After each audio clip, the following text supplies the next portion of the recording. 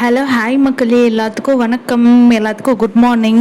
இன்றைக்கி பார்த்தீங்கன்னா எங்கள் வீட்டில் வந்து கேஸ் வந்து முடிஞ்சிருச்சு. அதனால இண்டக்ஷன் ஸ்டவ்வில் தான் சமைச்சிட்டு இருந்தேன். கேஸ் வேறு எப்போ வருமோனே தெரில. அதில் வேறு எனக்கு கடுப்பாகவே இருந்துச்சு. கேஸ் எடுத்து வெளியில் வச்சிட்டோம்.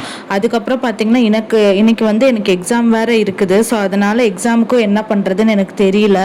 ஸோ அதனால் அதுவும் பார்த்துட்டு இருந்தேன். அதுக்கப்புறமா எக்ஸாம் முடிச்சிட்ட மக்களே, எப்படியோ ஒரு வழியாக. காலையில் கேஸ் வந்து இல்லாதனால சமைக்கவே முடியல. என்னதான் பண்ணுறதுனே தெரியல. உப்புமா வந்து இண்டக்ஷன்லேயே வச்சு கொதிக்க வச்சிட்டோம். எங்கிட்ட இண்டக்ஷன் ஸ்டவ்வில் வந்து குக்கர் இல்லை. அந்த இண்டக்ஷன் பேஸ் குக்கர் இருந்துச்சுன்னா பிரச்சனையே இல்லை. இண்டக்ஷன் ஸ்டவ்லேயே நாங்கள் எல்லாமே சமைச்சுக்குவோம்.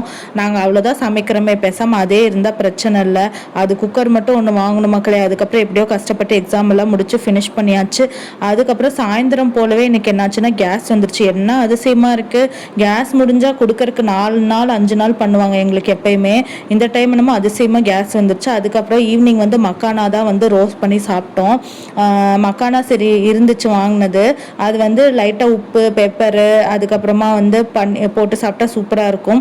அதுக்கப்புறம் நைட்டுக்கு வந்து சுண்டல் குழம்பு தான் வச்சேன். காலையில் வச்ச சுண்டல் குழம்பு வந்து உருளைக்கிழங்கெல்லாம் வேகவே இல்லை. ஸோ அதனால கேஸ் வந்தோடனே கேஸில் வச்சு விசில் விட்டோடனே வெந்துருச்சு. அதுவும் ப்ளஸ் தோசை தான் இன்றைக்கி ஸ்பெஷல் மக்களே. எப்படியோ கேஸ் வந்துருச்சு. எனக்கு வேறு எக்ஸாம்ஸ் வேறு போகுது. கேஸ் இல்லாமல் என்ன பண்ணுறதுன்னு பயந்துகிட்டே இருந்தேன். அப்புறம் எப்படியோ கேஸ் வந்துருச்சு. அதனால பிரச்சனை இல்லை. அப்புறம் நைட்டு வாழைப்பழம்